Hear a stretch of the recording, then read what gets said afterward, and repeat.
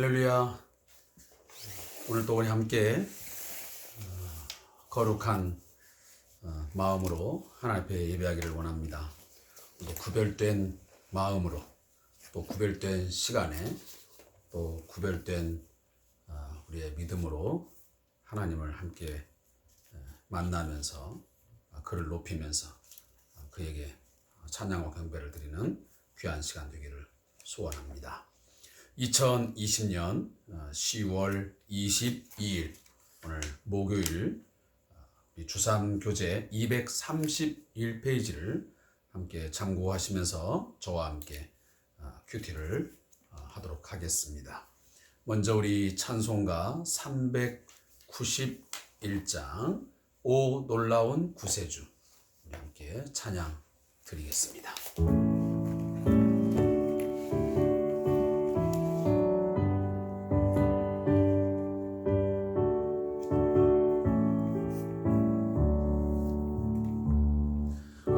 놀라운 구세주 예수 내 주 참 능력의 주시로다. 근거임이 안전한 그곳으로 내 영혼을 숨기시네. 메마른 땅을 종일 걸어가도 나 피곤치 아니하며 저 위험한 곳 내가 이를 때며 큰 바위에 숨기시고 주 손으로 덮으시네. 오 놀라운 구세주 예수 내 주 내 모든 짐 벗기시네. 죄악에서 날 끌어올리시며 또 나에게 힘주시네. 메마른 땅을 종일 걸어가도 나 피곤치 아니하며 저 위험한 곳 내가 이를 때며 큰 바위에 숨기시고 주 손으로 덮으시네.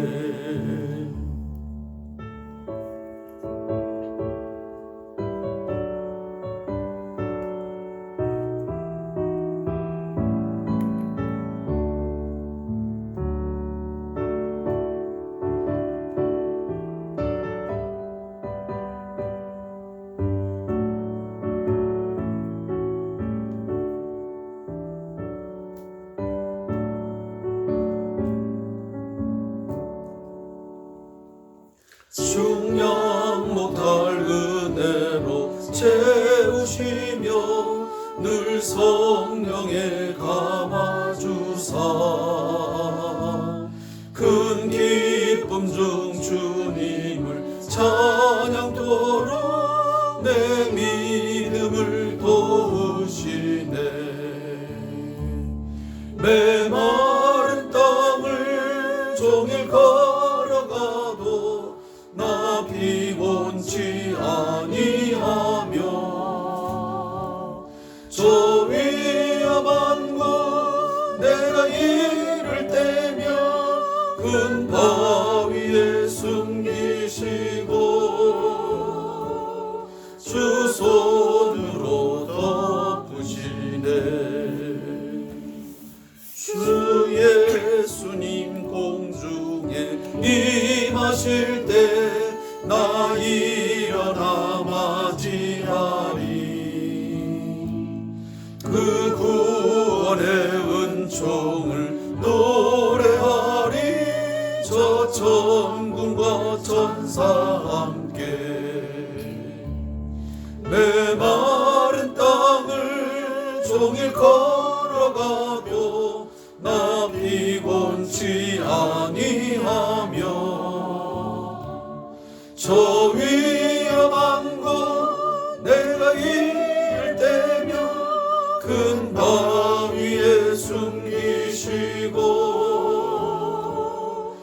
두 손으로 덮으시네.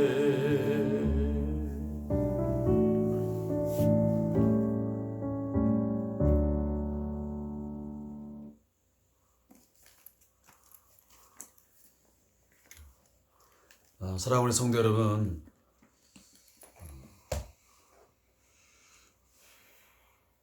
요즘에는 그 자동차를 가지지 않은 가정이 거의 없을 만큼 한 가정에 한 대, 많게는 세 대, 네 대까지 보유를 하고 있습니다. 자동차에 있어서 두 가지 중요한 부분이 있다고 저는 생각을 합니다. 하나는 엔진이죠. 엔진의 성능에 따라서 그 차에 어떠한 가치가 주어집니다. 그것이 2000cc짜리냐 2500cc냐 하는 그 엔진의 힘이 중요합니다. 우리가 보통 엔진이 퍼진다 그러잖아요. 엔진이 퍼져버리면 그 차는 외관이 아무리 좋아도 버려야 되는 상황에 이르게 됩니다. 또 하나는 브레이크입니다. 제동장치라는 거죠. 아무리 엔진이 좋아서 잘 힘을 쓰고 굴러가도요, 적절하게 이 브레이크를, 제동장치를 거기다 부착을 해가지고 필요할 때 밟아줘야지. 그렇지 않으면 대형 사고를 일으키게 되는 것입니다. 저는 이번 코로나19라고 하는 이 전염병의 유행을 보면서 무슨 생각을 하냐면, 그동안 하나님께서 우리 인류에게 좋은 엔진을 달아주셔가지고 정말 잘 굴러갔습니다. 어찌 보면 잘 나갔습니다. 그러다 보니까 인간들이 그 엔진만을 믿고 너무 교만하고 자만했다.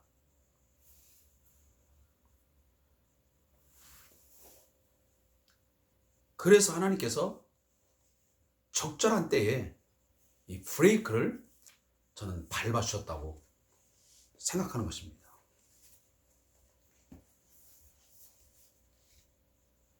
그동안 우리 인간들은 하나님을 의식하지 않고 하나님 없이 인류가 생겼고, 하나님 없이 내 삶이, 우리의 삶이 행복하고 풍요로운 삶이 만들어진 것처럼 착각하고 살았습니다. 그래서 이 코로나19라고 하는 이 대재앙 같은 이런 현상이 벌어지면서 우리는 다시 한번 인간의 삶이 무엇인가를 다시 점검하는 계기가 된 것 같습니다. 사람이 살아가는 삶이라는 것이 무엇인지, 특히 우리 교회에게는 교회의 본질이 무엇인지, 하나님께서 이 상황들을 통해서 하나님께로 돌아가게 하는, 성경으로 돌아가게 하는, 기본으로 본질로 돌아가게 하는 그런 계기가 저는 되었다라고 믿는 것입니다. 만약 이런 상황이 전개되지 않았으면 아마 우리는 이처럼 냉정하게 인간에 대하여, 또 우리의 삶에 대하여, 그리고 우리의 일상생활에 대하여 이렇게 마스크를 쓰지 않고 살아가는 이 일상의 삶이 얼마나 소중하고 가치 있는지를 아마 모르고 지나갔을 거예요. 그러나 이것들을 우리가 지나면서 이 코로나19라고 하는 하나의 통로를 지나가면서 이 터널을 지나가면서 우리는 많은 것들을 물론 잃은 것도 있지만 소중한 것들을 다시 찾는 계기가 된 것 같습니다. 정말 우리의 인생의 진정한 주인은 누구인가? 우리 인간의 참된 그 행복, 참된 삶은 어디로부터 주어지는 것인가? 우리의 생의 진정한 가치는 어디 있는 것인가? 교회의 진정한 그 가치와 의미는 어디 있는 것인가? 그 교회가 추구해야 될 그 어떤 목적, 방향은 어디인가를 다시 한번 점검하고 돌이켜보는 아주 소중한 기회가 되었다고 믿습니다. 오늘 제가 찬양을 드리면서 그런 생각을 깊이 갖는 것입니다. 맞아. 우리는 측량 못할 하나님의 은혜로 늘 채워지면서 우리는 살아가고 있는데 그동안 우리는 참 모르고 살았구나. 우리가 메마른 땅을 종일 걸어가도 정말 피곤치 아니하고 그래도 어떤 능력을 공급받으면서 뭔가 힘있게 이 세상을 살아갈 수 있는 그 이유는, 그 근원은 하나님 우리에게 필요를 채워주시고 그 하나님께서 우리의 피할 바위가 되어주시고 우리의 삶의 피난처가 되어주시고 하나님이 우리의 도움과 방패가 되어주시고만 가능한데 그가 우리를 덮어주시고 우리를 때로는 안아주시고 우리를 이끌어주심으로 살아가게 되어지는데 우리는 그걸 모르고 살았구나. 그런 생각을 제가 오늘 찬양을 드리면서 가슴 깊이 새기게 되었기에 잠깐 말씀을 제가 나누었습니다. 자, 오늘 함께 묵상할 말씀은 레위기 16장 11절부터 22절의 말씀을 함께 묵상하겠습니다. 레위기 16장 11절부터 22절까지 말씀입니다. 함께 말씀을 합독하겠습니다. 시작. 아론은 자기를 위한 속죄제의 수송아지를 드리되 자기와 집안을 위하여 속죄하고 자기를 위한 그 속죄제 수송아지를 잡고 향로를 가져다가 여호와 앞 제단 위에서 피운 불을 그것에 채우고 또 곱게 간 향기로운 향을 두 손에 채워가지고 휘장 안에 들어가서 여호와 앞에서 분향하여 향연으로 증거계 위 속죄소를 가리게 할지니 그리하면 그가 죽지 아니할 것이며 그는 또 수송아지의 피를 가져다가 손가락으로 속죄소 동쪽에 뿌리고 또 손가락으로 그 피를 속죄소 앞에 7번 뿌릴 것이며 또 백성을 위한 속죄제 염소를 잡아 그 피를 가지고 휘장 안으로 들어가서 그 수송아지 피로 행함같이 그 피로 행하여 속죄소 위와 속죄소 앞에 뿌릴지니 곧 이스라엘 자손의 부정과 그들이 범한 모든 죄로 말미암아 지성소를 위하여 속죄하고 또 그들의 부정한 중에 있는 회막을 위하여 그같이 할 것이요 그가 지성소에 속죄하러 들어가서 자기와 그의 집안과 이스라엘 온 회중을 위하여 속죄하고 나오기까지는 누구든지 회막에 있지 못할 것이며 그는 여호와 앞 제단으로 나와서 그것을 위하여 속죄할지니 곧 그 수송아지의 피와 염소의 피를 가져다가 제단 귀퉁이 뿔들에 바르고 또 손가락으로 그 피를 그 위에 7번 뿌려 이스라엘 자손의 부정에서 제단을 성결하게 할 것이요 그 지성소와 회막과 제단을 위하여 속죄하기를 마친 후에 살아있는 염소를 들이되 아론은 그의 두 손으로 살아있는 염소의 머리에 안수하여 이스라엘 자손의 모든 불의와 그 범한 모든 죄를 아뢰고 그 죄를 염소의 머리에 두어 미리 정한 사람에게 맡겨 광야로 보낼지니 염소가 그들의 모든 불의를 지고 접근하기 어려운 땅에 이르거든 그는 그 염소를 광야에 놓을지니라. 아멘. 자, 오늘 함께 읽은 이 16장 11절부터 22절의 말씀을 통해서 속죄 의식의 과정을 함께 살펴보도록 하겠습니다. 오늘 이 주삼교재에 있는 본문 요약을 먼저 제가 낭독하겠습니다. 본문은 대속죄일 의식을 거행하는 장면이다. 이 부분은 앞에서 언급한 내용을 세부적으로 자세하게 묘사하고 있다. 속죄일의 의식은 제사장들을 속죄하는 의식을 거행하는 것으로 시작된다. 11절부터 14절. 그 다음 이스라엘 백성을 위한 속죄 의식이 거행된다. 15절부터 17절. 그리고 20절부터 22절에는 아사셀 염소를 광야로 내보내는 의식이 묘사된다. 이렇게 요약을 하고 있습니다. 자, 이 요약은 항상 중요합니다. 우리가 과거에 공부를 할 때도 이 서머리, 이 요약을 잘 해야만 공부를 잘 하게 되는 것이죠. 그것은 어떤 전체적인 내용들을 축약해서 담아놓은 그런 부분이기 때문에 그렇습니다. 자, 어제 우리가 대속죄일이 왜 만들어졌는지, 하나님께서 왜 대속죄일을 1년에 그 한 날을 인간들에게 허락해 주셨는지를 우리는 배웠습니다. 그걸 왜 그렇다겠죠? 아론의 두 아들인 나답과 아비후가 그 성소에서 하나님의 불이 아닌, 여호와의 불이 아닌 다른 불을 들이다가 죽임을 당했죠. 성소를 더럽힌 죄. 하나님과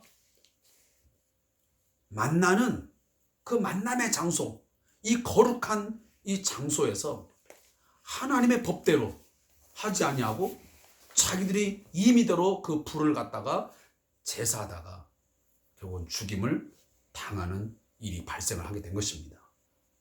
이걸 보면 하나님의 거룩성을 훼손하거나 하나님의 말씀을 버리게 되면 우습게 여기고 그것을 경히 여기고 버리는 자에게는 큰 죄에 대한 대가를 지불하게 되어 있습니다. 우리는 오늘날 하나님의 말씀에 대한 두려움이 너무도 없습니다. 우리가 주일 낮 예배, 오후 예배 이처럼 또 우리가 큐티를 통해서 수많은 하나님의 말씀을 우리가 듣지만 이 말씀에 대해서 우리는 순종하는 자세보다는 그냥 흘려보내고 때로는 불순종해도 거기에 대해서 어떤 책임의식, 거기에 따른 어떤 죄책감을 크게 느끼지 않고 쉽게 넘어가는 경우가 너무도 많다는 것을 우리는 다시 한번 깨달으면서 거기에 대한 깊은 성찰이 오늘 이 시간 있기를 간절히 소망합니다. 근데 이 대속죄일에 이제 이 하나님께서 이스라엘 백성들과 이제 만남을 갖기로 하고 특별히 만들어주신 장소가 바로 성막이야, 성막. 이 성막에서 결국은 특히나 이 가장 중요한 이 지성소에서 하나님이 그 아론에게 주셨던 그 대제사장직을 이제 수행하기 위해서 1년에 한 번씩 딱 만남을 갖게 나아가는데 그 대제사장은 죄가 있는 자이기 때문에 자신과 그리고 자신의 가족들의 그 집안을 위하여 속죄 제물을 갖다 드렸잖아요. 그게 뭐였죠? 수송아지, 수송아지. 그만큼 중요하게 여겼다는 거예요. 여러분, 수송아지도 있고요, 순양도 있고 수염소도 있고 비둘기도 있고 그래요. 그런데 이 대제사장의 속죄 제물은 양으로도 안 됐어요. 염소도 안 됐어요. 비둘기도 아니에요. 뭘 갖다 버려요? 송아지를 드려야 돼요. 가장 비싸고요, 가장 귀한 거예요. 그렇다면 그만큼 당시의 대제사장의 죄에 대하여 그의 어떤 삶에 대한 부분은 하나님이 아주 중하게 여겼다는 거예요.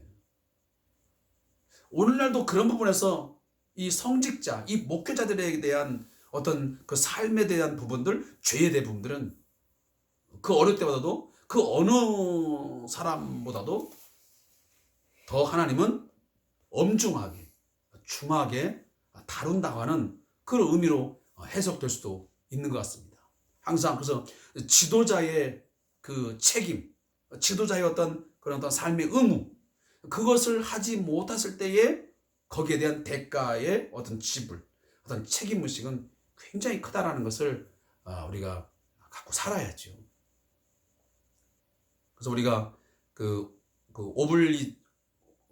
제가 지금 그 단어가 갑자기 떠오르지 않는데, 그 오블리진 같은 그런 단어가 우리가 이제 생각이 납니다. 반드시 어떤 그 자리가 있으면 거기에 대한 도덕적인 그 책임, 법적 책임을 가지고 더 책임 있는 삶을 살아야 된다고 하는 그런 의미로서 이제 그 단어가 우리가 종종 사용되지 않습니까? 그런 이야기를 제가 잠깐 이제 이야기를 하고요. 특히나 이제 이 자기의 집안과 자기 자신을 위하여 수송아지를 잡아다가 들여서 속죄의 이제 의식을 갖추고요. 여러분 이 주삼규제 74페이지 보면, 자 한번 보세요. 자, 제가 여러분들한테 이거 그냥 한번 보여드릴게요. 자, 여기를 보시면 지금 성막의 이제 구조가 나오고 있습니다. 이 성막의 구조를 보면 이 앞에 지성소 안에 증거계, 법궤가 있고, 그리고 그것을 가린 휘장이 있습니다. 휘장이 있고, 그 바로 앞에 보면 금향단이 있어요. 금향단. 자, 여기를 우리가 이제 알고서 이 본문을 좀 이해를 하는 것이 좋겠다는 생각이 듭니다. 바로 이 금향단에서 이 향로를 가져다가 그 피운 불을 가지고 이 두 손에 채워가지고 휘장 안으로 들어가는 겁니다. 그러니까 성소와 지성소가 있으면 그 앞에 바로 이 휘장이 있는 거죠. 그 성소에 있는 금향단에서 향로에 불을 피워가지고 그걸 가지고 두 손으로 모아가지고 휘장을 거쳐서 지성소 안으로 들어가는 거예요. 그럼 지성소 안에 들어가면 뭐가 있는 거죠? 속죄소가 있어요. 그러니까 법궤를 덮는 그 관이 있습니다. 거기에 누가 임재한다 그랬죠? 하나님의 임재하심이 있습니다. 근데 그 하나님의 임재가 있을 때에 그 금향로에서 나온 그 피운 불에서 이렇게 연기가 나는 거죠. 그러면 그 연기가 그 속죄소를 이렇게 가리는 거죠. 대제사장이 갖고 나가면 그 연기가 속죄소에 임재해 계신 하나님을 이제 가리는 거예요. 그렇게 함으로 뭐 하라고 했어요?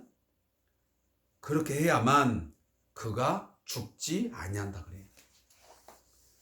다시 말하면 죄인된 인간이 아무리 대제사장이지만 그에게는 죄가 있는 존재예요.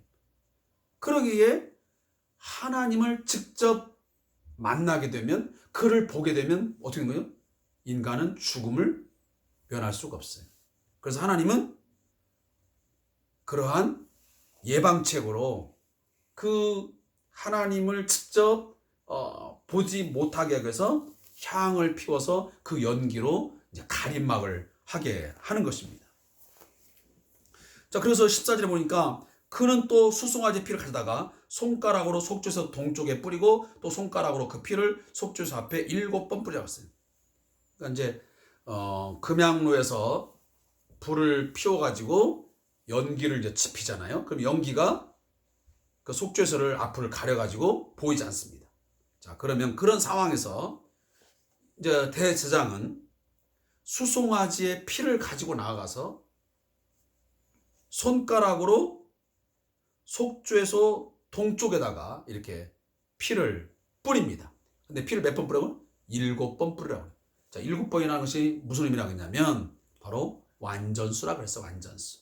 그래서 하나님 앞에서 모든 죄를 완전하게 용서받는다는 그런 의미로 7번을 뿌리는 행위를 하는 겁니다.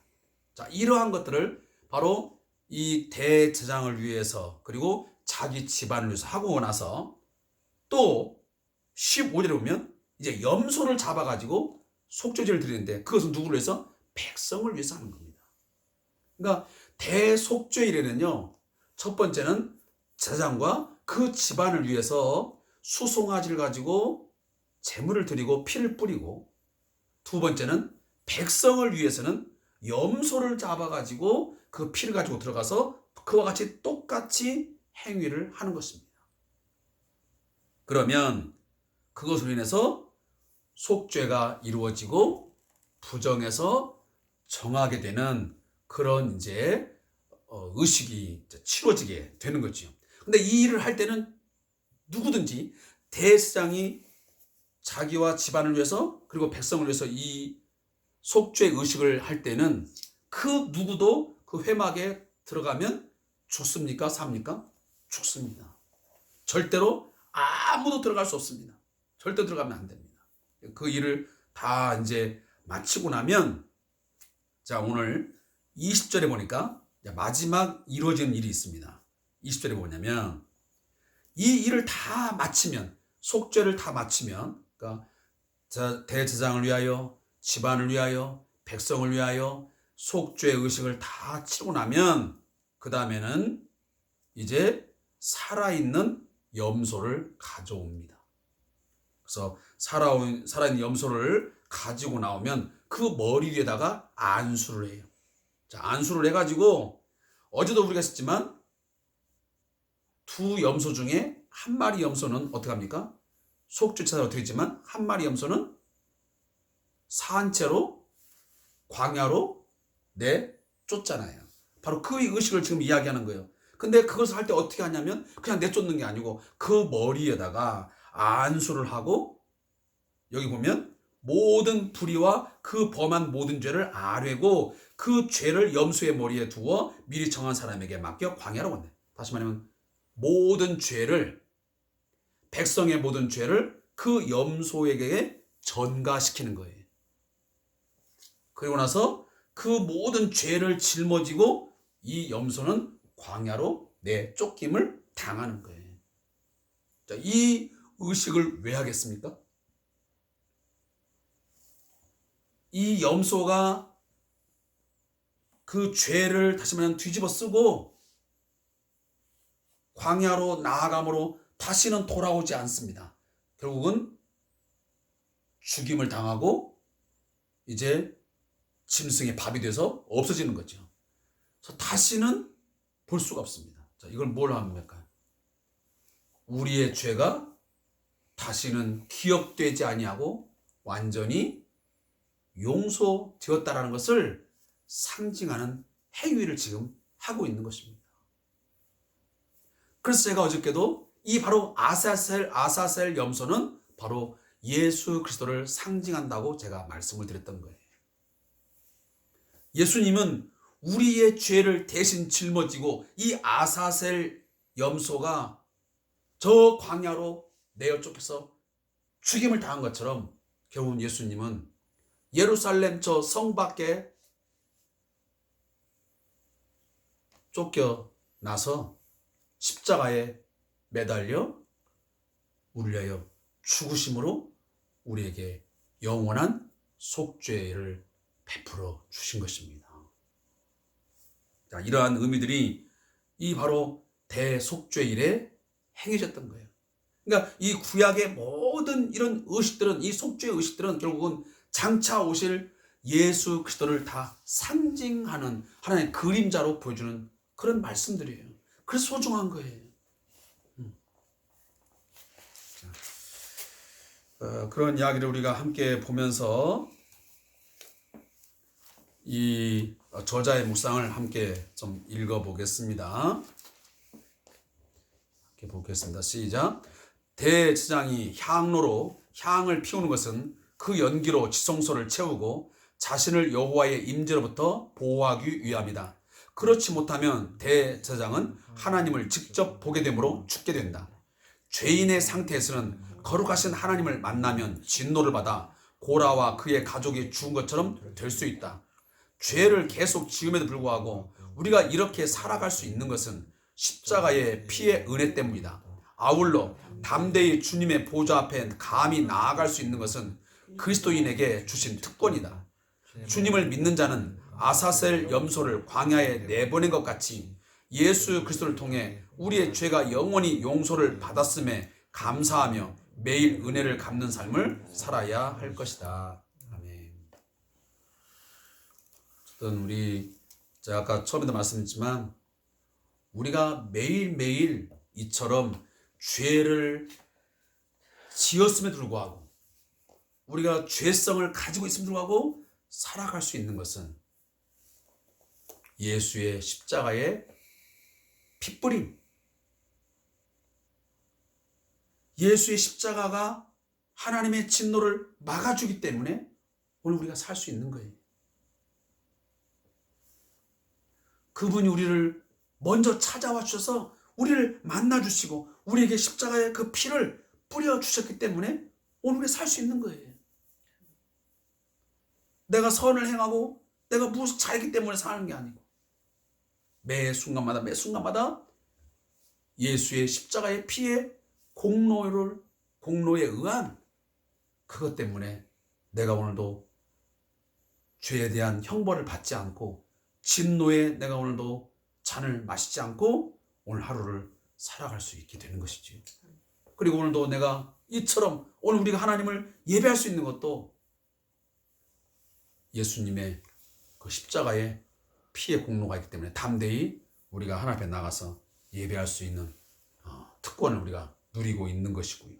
아무쪼록 그러한 은혜들을 늘 생각하면서 주님의 은혜에 감사하고 그리고 어제도 제가 말씀드렸지만 죄를 먹고 마시고 즐기며 살아가는 삶이 아닌 늘 거룩한 삶을 추구하고 거룩한 백성으로서의 삶을 살아가는데 최선을 다하는 그런 삶이 우리에게 있기를 소원하겠습니다. 기도하겠습니다. 제가 무릎 기도를 먼저 읽겠습니다. 하나님, 두렵고 떨리는 마음으로 자신을 회개하며 겸손하게 주님을 바라보게 하소서. 아멘.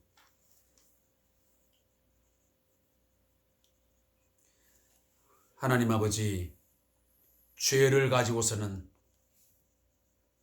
결코 하나님을 만날 수 없고 하나님이 주시는 복을 누릴 수 없지만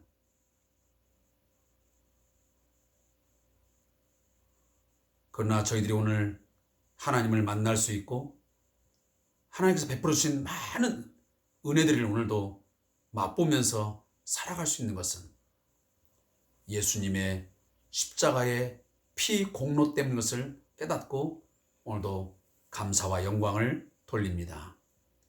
예수님의 십자가의 핏뿌림, 그의 죽으심이 없었으면 우리는 결단코 하나님 앞에 설 수 없으며 결국은 죄의 싹슨 사망이라 영원한 사망 가운데 영원히 머물 수밖에 없는 그런 비참한 인간이었습니다. 하나님, 오늘도 그것들을 생각할 때마다 감사하게 하시고 그 은혜에 감격하여 오늘도 죄와 싸우며 그 죄의 값을 대신 지불하시고 그 죄에 대하여 진노받으시고 고난당하시고 죽임당하신 그 은혜를 감사하며 살아갈 수 있는 저희들 되게 해 주시옵소서. 오늘도 함께 우리 이 주삼 큐티에 동참하는 우리 모든 성들에게 하나님 은혜를 허락하여 주옵소서. 오늘도 내가 사는 것은 내가 사는 것이 아니요 나를 대신하여 십자가에 피 흘려 죽으시고 피를 뿌려주셔서 우리에게 용서함을 주시고 구원의 은혜를 베풀어 주신 그 예수 그리스도를 믿는 믿음 안에서 사는 것임을 알아 죄 가운데 살지 아니하고 우리도 거룩한 삶을 살아갈 수 있는 말씀 안에 살아가는 성령의 인도하심을 따라 살아가는 저들 되게 해 주옵소서. 감사하며 예수님의 이름으로 기도하옵나이다. 아멘. 오늘도 함께 큐티에 참여해 주신 우리 성도님들에게 감사의 말씀을 드리고 또 이 큐티가 끝난 뒤에 우리 사랑하는 성도님들 여러분의 섬기는 교회와 또 이 나라와 이 민족을 위해서 함께 기도하고 큐티를 맞추면 고맙겠습니다. 고맙습니다.